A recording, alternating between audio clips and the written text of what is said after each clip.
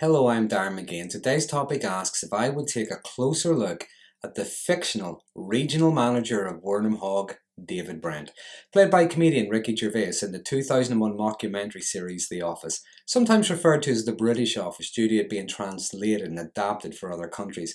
The American version also being very good, I enjoyed that as well.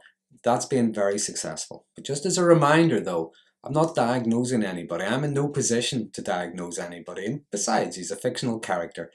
But this video contains spoilers, so you may want to watch the series before watching this. Now, I have to admit, The Office has got to be one of my all-time great guilty pleasures. Now, when I first saw The Office, way back in 2001, it just happened to be on television in the background. I wasn't really paying it much attention.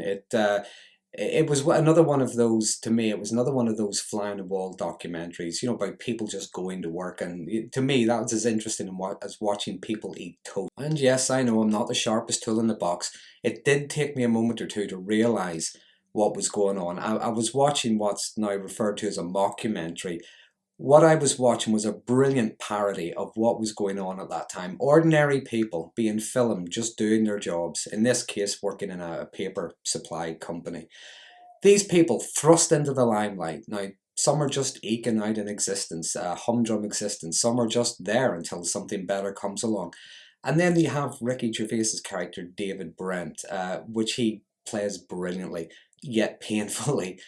You get that person desperate for attention, desperate to be loved, desperate to be a celebrity. And it is that desperation that is at the very core of David Brent. That need for attention, that need for admiration, to be loved, to be respected. His need to be popular, to be loved, to believe in he's funny. He describes himself as a friend first, a boss second, and an entertainer third. And now my research into this video did involve me having to watch 2 full series and a special on The Office, so I've researched this thoroughly. But anyway, a little bit about David Brent. He tries to be everyone's friend, but he is so bad at reading people. Now, he makes decisions, he makes promises based on his ego. He treats everything as if it were a joke. It's not that important. Either that or he's trying to show how virtuous, how intelligent he is, rather. And it's all for the camera. And more often than not, it blows up in his face time and time again in the most cringe-inducing ways. He irritates the people around him. He is a train wreck of a man. He is so hard to watch and yet so compelling that you just can't look away. His lack of integrity, his lack of leadership is continually exposed. He threatens to fire one of the guys in the office, Tim, when it looks like he's the one who made a joke pornographic image of him. But when he finds out it was what he calls his comedy partner, his best friend, Chris Finch, the obnoxious Chris Finch, he relents. But when he's backed into a corner to fire Chris, he is humiliated when he is caught ringing the speaking clock instead of Chris. And there are so many great examples of brilliant performances, not only from Ricky Gervais himself, but from the people around him and how they react or their lack of reaction when they're subjected to his poor attempts to either win their approval or to upstage someone else. Now, we could be here all day as I go through some of my favourite moments, but I'm just going to give a few key moments before talking about what could be going on with him. So firstly, there is his joke about firing Dawn, the receptionist. Now, at the end of the first episode, we see him trying to show the new guy how funny he is, but she gets upset. She's not aware that it's a joke, and she gets upset, but when he tells her it was only a joke, she calls him a sad little man. Now, I think she's saying what the audience, and indeed everybody else, are thinking. He is truly just a sad little man. Then there's the training day. Now, they bring in an external trainer to do some training. And he does what he can to take over, to take the attention away from the poor guy trying to deliver the training. He talks over the top of him repeatedly, tries to upstage him with his insight and his wisdom, his experience. It ends up, that training day ends up with him giving an impromptu concert with an acoustic guitar of songs that he had written. Then when one of the branches close and they have to merge with his branch, welcoming the new staff from that Swindon branch, he tries to turn it into a comedy routine where he's given impersonations and so on, but it falls flat on its face.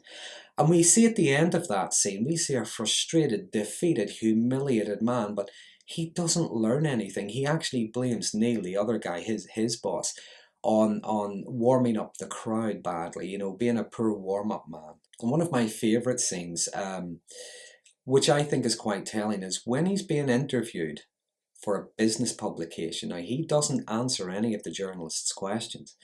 Instead, he answers how he imagines the article should read. So what we see is someone who seems incapable of just having a conversation. And then there's what's probably one of the most famous scenes in the series, his dance-off against his boss. Now, his boss did a Saturday Night Fever routine raising money for comic relief.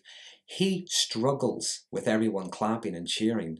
So he does the most bizarre, embarrassing dance routine, much to the disbelief of all watching. And lastly, when faced with losing his job now, he doesn't care because he thinks he's now going on to better things. He's going to be a consultant of some kind. He's going to be a celebrity. He's going to be earning a fortune. But he inevitably destroys that opportunity all by himself. But when he's faced with losing his job, we see a broken man. We see a broken man pleading for his job as if he's begging for his life. He's pleading for a chance to make up and to try to do better. So what's going on with David Brent? Well, first of all, there is a lot of histrionic behaviour there. Now, what that means is the need to be the centre of attention. Struggles if anyone else is getting any kind of attention at all. There are so many instances where, say, someone laughs. Now, he's straight in there like a shark that smells blood. He's in there trying to take over the humour, make himself the funny one. Any conversation going on, we see him going in trying to take over to show how intelligent he is. I would say the only thing he ever succeeds at is actually being the centre of attention, but not in the way that he wants. In a bad kind of way, and he never seems to learn. All he ever does is redouble his efforts. All he does is blame other people for ruining that situation for him. Now, he also seems to live in a world of as if. As if he is a great leader. As if he is everyone's best friend. As if he is loved and admired. As if he is funny. There is such a lack of insight into himself. There is such a lack of insight into comedy as well. He thinks it means just being funny. He's no idea about context. He's no idea about the audience. He's no idea about anything like that. He just comes out with it, expecting everyone to laugh. He doesn't seem to understand things like timing or context. He seems to be very impulsive and he reads people very badly. There is something wrong with them if they don't get his humour. Now, on that, I think it could be difficult to discern whether or not he's delusional or whether he's in denial. His assertion is that he's basically just a chilled out entertainer, but again, with that lack of insight, the inability to read others. He considers Chris Finch, as I say, to be his best friend, his comedy partner, but he fails to recognise, or perhaps refuses to acknowledge, how obnoxious Chris is, not only to other people, but even how offensive and hurtful he is to himself. He's often on the wrong end of Chris's insults and abusive remarks. He seems to be delusional that he is a celebrity, that he is an equal to his superiors at work, that he is funny, that he is virtuous. He has delusions of grandiosity and a sense of entitlement. He believes he is entitled to be admired and respected. But we also see denial in the sense that he lies repeatedly. He makes excuses rather than accept any kind of responsibility, not only for his own actions, but indeed for the effect that those actions have on others. He also does not take any responsibility. He also refuses to accept the responsibility, rather, that his position brings. Now, I think what Ricky Gervais and Stephen Merchant got absolutely brilliantly right. Now, whether this is by accident or by design, rather, what we see is the workplace narcissist. Now, I made a video recently on 10 different kinds of workplace narcissists. Now, how the hell did I miss this one? Because God knows I've worked with many a David Brent over the years. But maybe it's because when we think of narcissism, we think of the most common kinds. We think of the grandiose, the overt, or we think of the vulnerable, the covert. But there are so many other kinds. There's so many different shades on that spectrum. There are subtypes, if you will, such as closet or communal. And what I think they get right with Brent is the fragile narcissist. Now, the fragile narcissists, sometimes they can be quite the exhibitionist, very much like Brent is. But they're articulate, they're outgoing, smug, social, but there is still that sense of self-importance. They could still be a pest. They can be vindictive. We see David Brent be vindictive quite a few times, but they are generally harmless. But they tend to turn everything into a popularity contest. And we see David Brent do that all the time, trying to prove that he's worthy, that he is lovable, that he is loved. At the very core is that painful loneliness and insecurity and intense shame and a fear of rejection. And it would be interesting to know maybe a little bit of Brent's history if such a thing existed. Did he learn that love is only for others?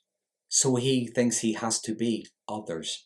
He sees everyone laughing and loving famous comedians. Does he think he has to be a famous comedian? He sees people loving and worshipping celebrities. Does he think he has to be a celebrity?